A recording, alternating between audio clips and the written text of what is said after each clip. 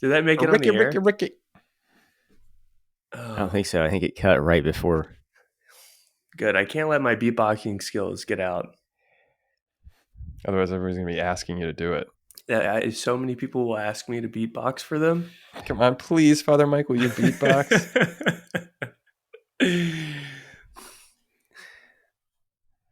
So, I know y'all were asking for just some updates on how things have been going over here. En el ejército? Yes, in el ejército. Yeah, so that's Spanish for la militad. La Militad. La militad. Is that millipede? It's a rare insect, only found in the army. Yeah, I was talking to my contractor guy who is Mexican, and in the hallway we were talking about this project we were doing, and a millipede came out. Is it a millipede, the brown one with all the kind of hairy looking legs? And he called it a 100 peso or 100 pies, 100 legs.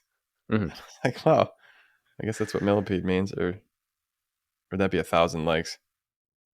Oh man, Oof. that would be 1,000 legs. But Yeah, like millimeter. centipede, that's 100 legs. Centipede. That's Yeah. what it is. It's not a millipede. Uh-huh. Centipede.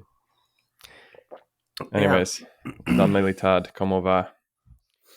Yeah, I mean it's super fun being up here, dudes. Like you step out in the morning, there's helicopters flying around all over, and you like hear explosions. Good morning, Vietnam. Good morning, Vietnam. That's how I start most of my homilies. It doesn't really get old. That. Oh, they love it. Yeah. Get a couple of fist pumps. Yeah. Yeah. So maybe I'll just tell this story because it was a real grace moment yesterday. It was my 4th year priesthood anniversary yesterday.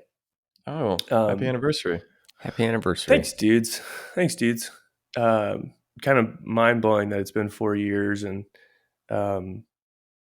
yeah, so we had yesterday morning, we had a cast scheduled, but we met with our commander met with a bunch of other commanders and our general, and the general gave specific directed command orders to our commanders to fix stuff because he's new and that's what you do when you come in and you try and get things right.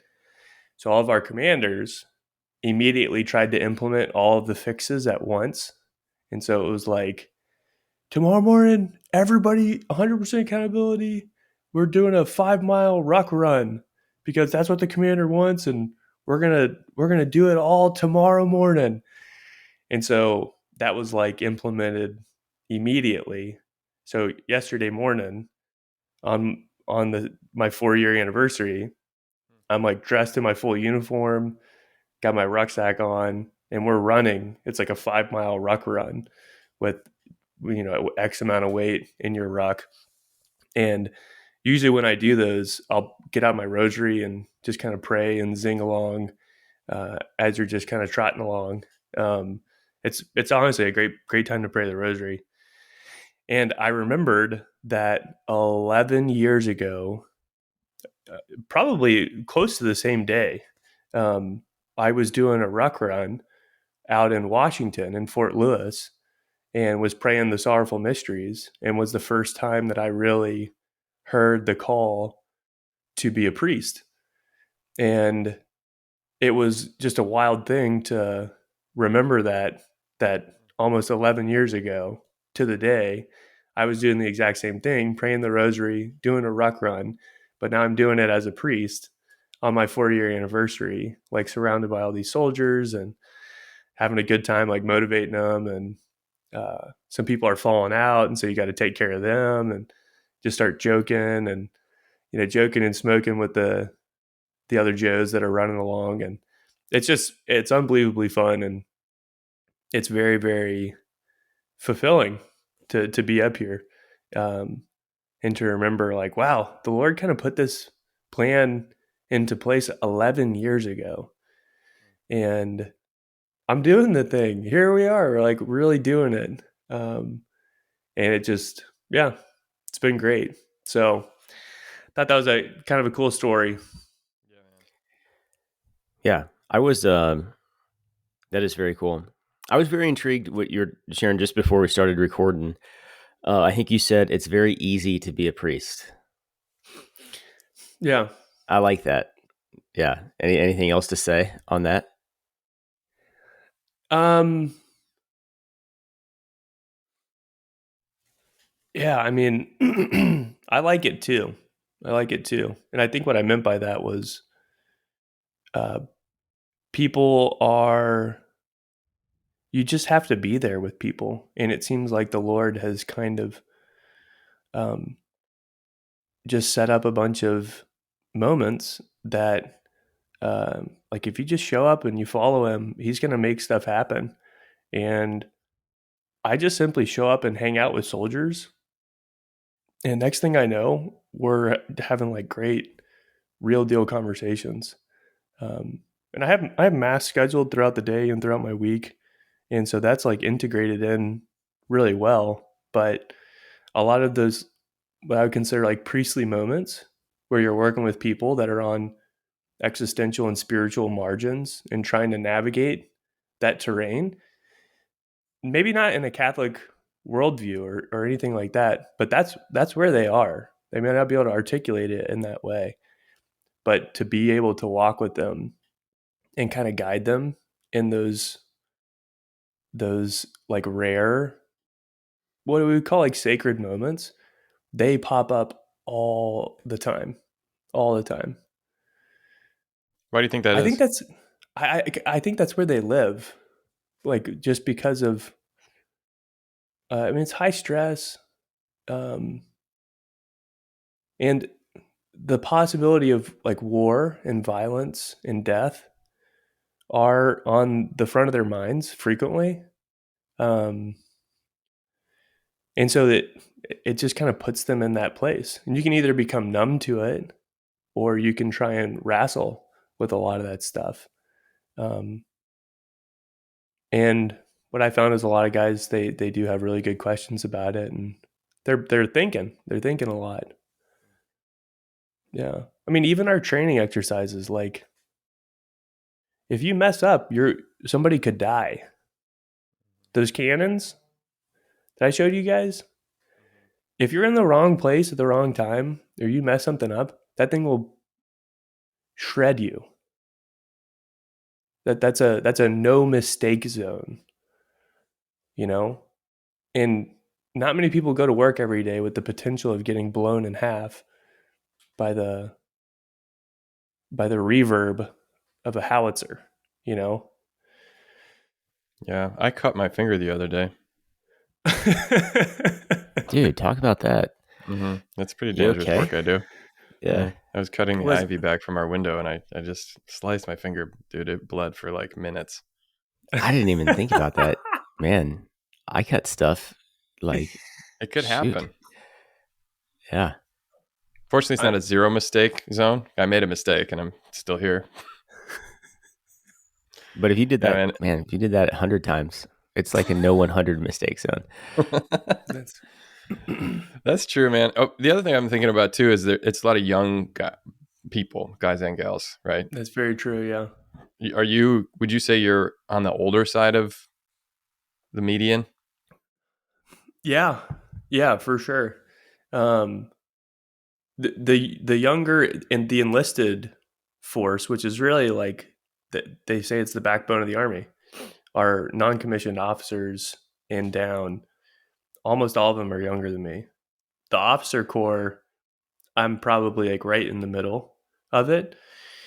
But it's true. It kind of puts a lot of the people that I deal with in that 18 to 22 range. I say 18 to 30. That's like really the meat of the soldiers that we have. And that's all seeking time period. That's seeking brain mode as a human person. Um, so that's definitely an added element to it as well. I'm a little curious. I can't remember if this is the last time we were together. We talked about the whole Christian living idea, and I've been thinking about like living communion, especially in the priesthood. Just the other night, I was kind of not overwhelmed, but what happens sometimes with me when I'm in stressful circumstances like this stuff with my dad, I'll just sort of like in a quiet moment kind of feel the void, um, and think like, what am I going to do to fill this void? Hmm. And it's decision time of like, well, all right, I have to um, go to God, the only one who can answer these questions. But then there's the uncertainty of what's he gonna say, or what's he gonna do? Is he gonna make it?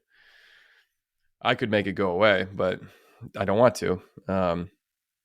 My like shutting down into myself, and uh, I thought I'll just call somebody, but it took me a while to even like assent to that. I'm like, who am I gonna call? And I ended up calling a friend of mine, Derek, and chatting and just telling him what was up, and we shared, and he had some stuff to share as well. But thinking about that, and obviously there's this part of your life, Mike, but um, how do you feel in a circumstance like that? I could see it being easy to fall into workahol patterns because you're just like, wow, there's infinite religious questions and existential feelings of these people that are younger than me and that I'm responsible for. Yeah. Do you sense that there's a way to live communion, and like in the midst of it, just thinking like, what if Jesus is a soldier in you, he's an officer in the US Army, offering his body, blood, soul, and divinity, for these people that are serving our country this way. It's not a job, it's your life. um, do you sense that there's a tension there, or am I? Yeah. Yeah. I mean, I think it's in the communion, um, like living authentic community, the authentic Christian living is probably more similar um, to you guys because it's people and like the work, it's it's a little bit different, but um, if anything, one of the advantages that the military provides is that it it provides a lot of relational crossover from work into life, and so that those things aren't always distinct, and that can be a problem because that means your work is constantly creeping into your life and there's not that clear distinction, so it can lead to workaholic type tendencies. But it also means that like a lot of the people that you work with, you're with them so much. You go out camping and it's your job. It's more than camping, but like you just spend that much time together. Um, that it does become really strong bonds that you can form with people. Um, what I have to be mindful of is doing that intentionally and doing that really well and kind of doing it on Jesus's terms, because a lot of those bonds can be formed around um, like it's essentially non-Christian values, and those are really fun, and a lot of soldiers will engage in that stuff. But like, I think that's where the distinction has to be made, where I am one of you and also different in some capacity. And so I'm going to hopefully create another community that gives a place for people to go, um, that offers real life, real community there. Um, and I'm still feeling that out and seeing what that's going to be like. But I think the possibility of creating authentic friendships up here is very real. And we have a Catholic community too, so I help out at the main post chapel, and like I'll celebrate mass for the families, and um, lots of different elements like that still exist. There's a place on Post for if people can make visits to the Blessed Sacrament. Mm-hmm. Yep. Yep. Nice. So we do adoration for 30 minutes and confessions before every daily mass. Um, Oh, nice. It's great, man. They're like a lot of soldiers come. It's so cool. And their families and like working with young moms with kiddos and their husbands are away. You're like, yeah, man, that's great. Great. Yeah. I love those elements of it. That's very cool. Do you have like a couch or anything on your walls yet?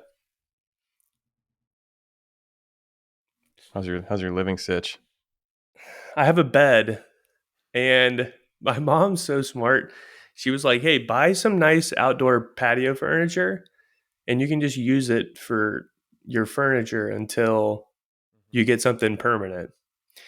Because I have a sofa that's coming that somebody's going to give to me, but it's not coming until later. So I just have to wait. I have to wait like another week for it to come in. Yeah. So I'm not adulting very well, guys.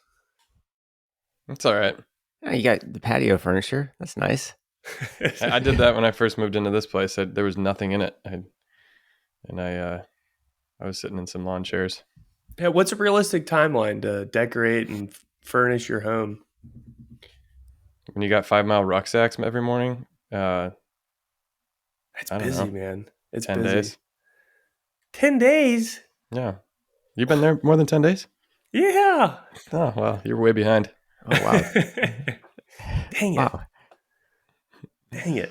I'd say a month and a half. You should be at least like Yeah. uh, Okay. able Okay. to have people over.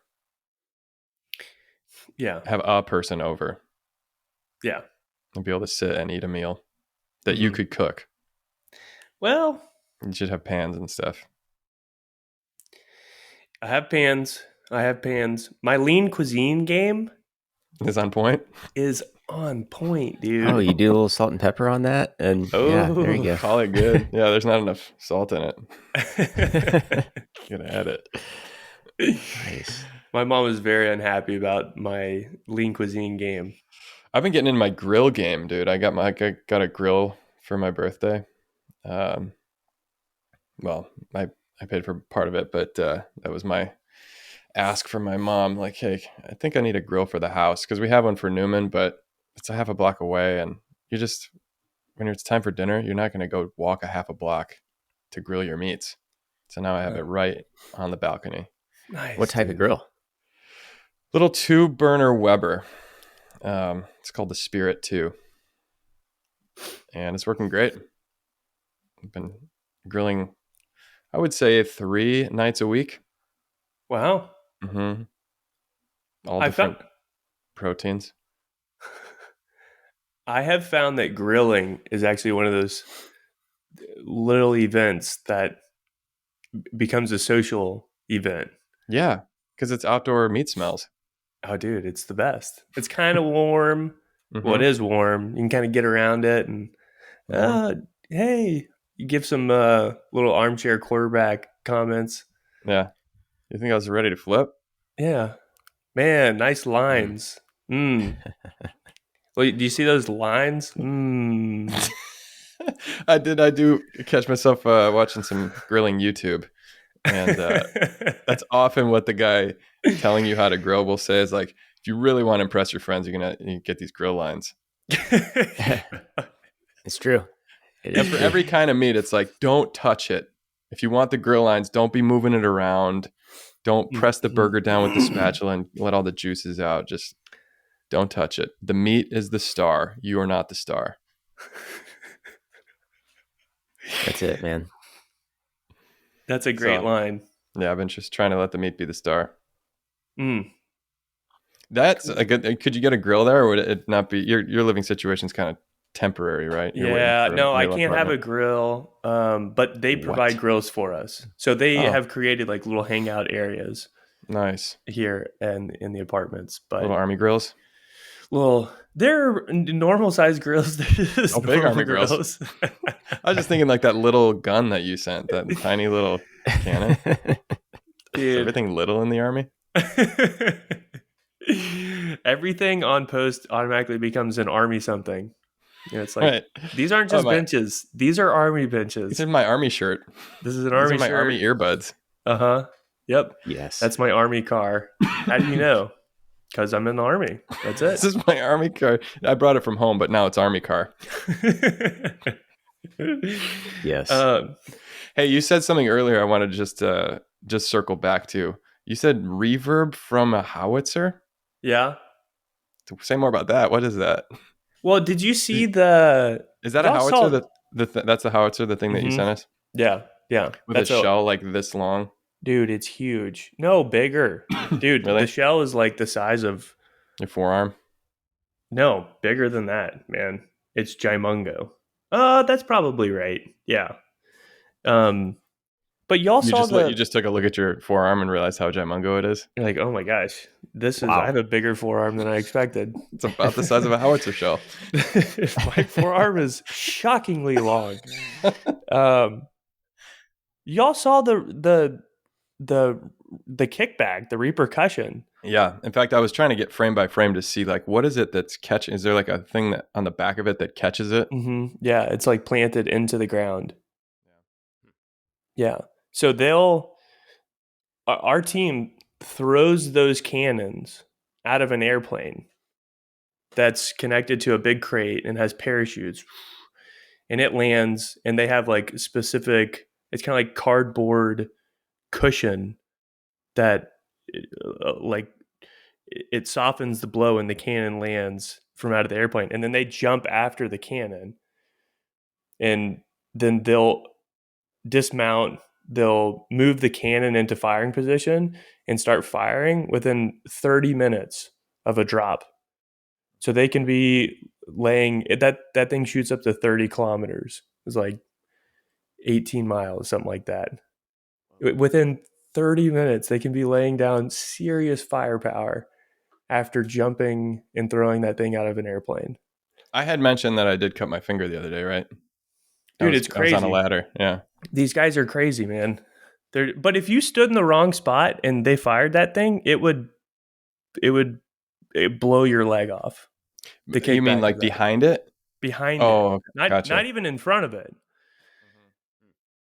That thing would eviscerate you, dude. It was so loud.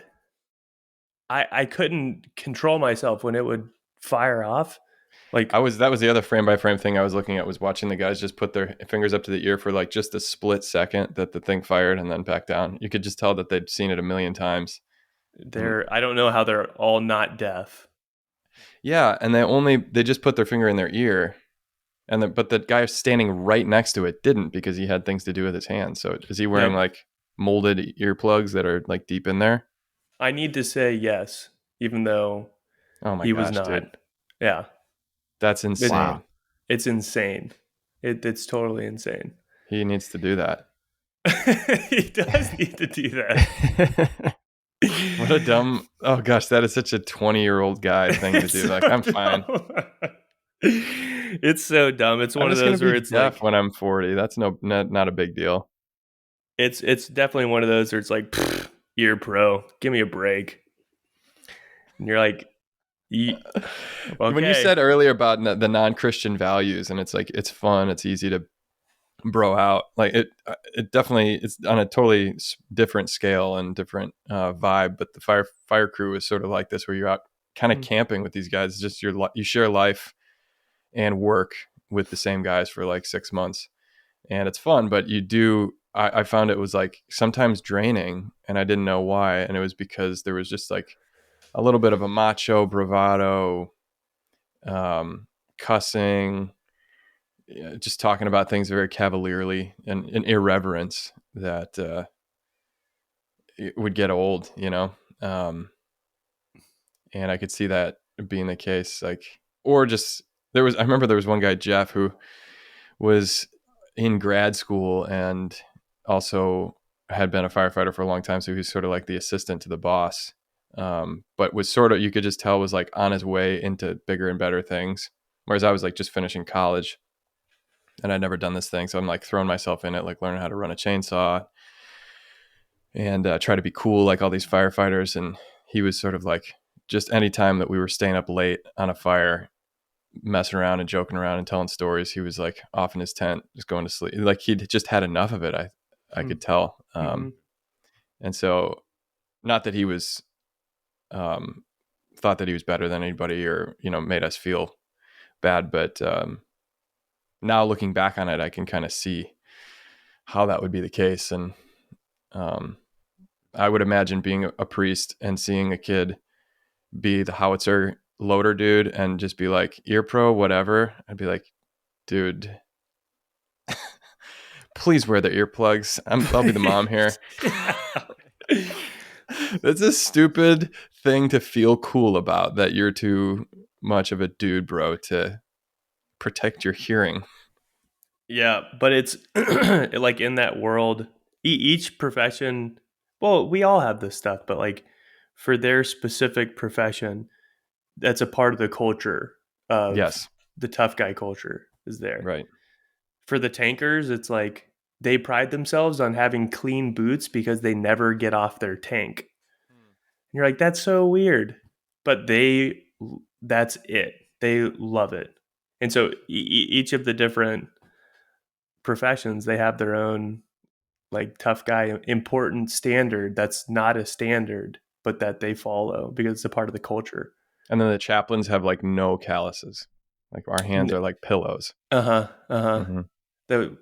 They're for chalices, not calluses. Mm-hmm. That's it. I have carpal tunnel from typing. Priesthood. Like I don't even have one of those little wrist things on my keyboard, like to keep my wrists up. I'm just always cockeyed, and my knuckles are screwed, dude. What do you think? Is there in that, like, have you noticed anything that you would say, like, outside of the calling it like the tough guy culture, but in anything of like, oh man, there's something like actually really good there that like you could personally hone in on or anything. I was thinking Yeah. this is off like an offshoot of it, but there's like, and there's a story I'm thinking of, but there's multiple people that I think fall into it. But I don't know who told me, but it was like a priest they really respected, like well after retirement. This guy, like, he worked into his 80s, and not as like a workaholic. He just thought he had more to give the church, and so he did. So he slowed down like administratively, but he would go into the office every day, and he would always be in like a clerical suit when he did, even into his 80s. Hmm. And he just thought that, like, that was, even though he was in a sense retired, he was like, no, like I owe that to the people that like I'm around, and kind of like the dignity of the office that I still want to offer the church. And I was like, ooh, there's something like really good about that. You see anything like that you've noticed of like, man, this is unique, but really cool? Absolutely. Yeah. And I think a lot of it comes from that, like they take a lot of pride in their work. And I was really lucky. I kind of invited myself in. That's a cool thing that you can do as a chaplain. You can just say, like, you can invite yourself into any meeting. There's nothing that's off limits. And so you can just kind of sponge and soak up everything from all these different sections within the group, where normally it would be like anybody else's profession. If it's not in your lane, then don't bother with it. It's like need to know basis.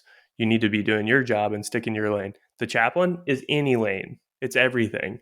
And so you just get to go wherever you want. It's awesome.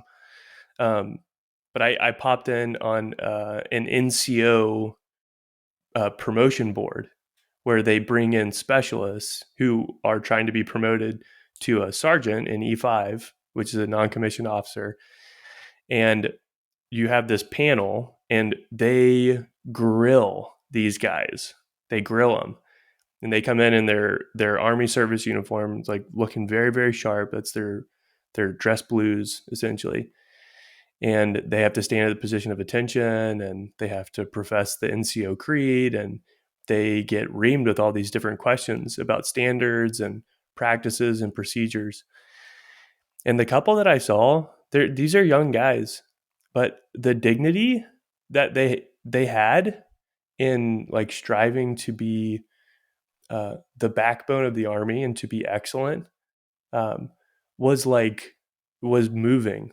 It was honestly very, very powerful to watch because they really believed in what they were doing, and the dignity that they carried around their profession revealed to me the dignity of the profession in a way that I don't think I had seen before. Um, and I think a lot of those like just natural human virtues are the just great ground to begin with and to work with. And so I see a lot of that in place. And it may be immature at times, sure. But like a part of that no head ear pro thing is no, this is how you really do this job. Because back in the day, this is how they did it. And this is a part of our tradition and a part of our history. And I want to be a real gunner. That's all baked into that. But there's negative aspects to it. I want to be cool and I want to impress my first sergeant and all that different stuff. But there also is something really, really good that you can work with. Yeah. It's like you're part of something much bigger than yourself. The tradition of it, the lore of the 82nd Airborne, and then the fact that you're now in charge of these other guys and they look up to you. There's not a lot in the wider culture that calls especially men to that kind of dignity and self-sacrifice, which then gives you self-confidence and self-esteem. Really, like, look at me. They chose me to be an NCO. That's the backbone of the Army. Yeah. And I'm good and I have meaning, like Right. real purpose and value. You totally see how that's, well, you got to get going. Yeah, I know, Rob, you do. Yeah, well, I wish, man, there's more. I have more questions and thoughts on that, but I do got to go. Well, hey, next time, I know you have been trying to like do the Christian living thing. I want to see how that's been going for next time. Is your Lean Cuisine game on point and etc. Mm-hmm. All right, later, guys. See ya.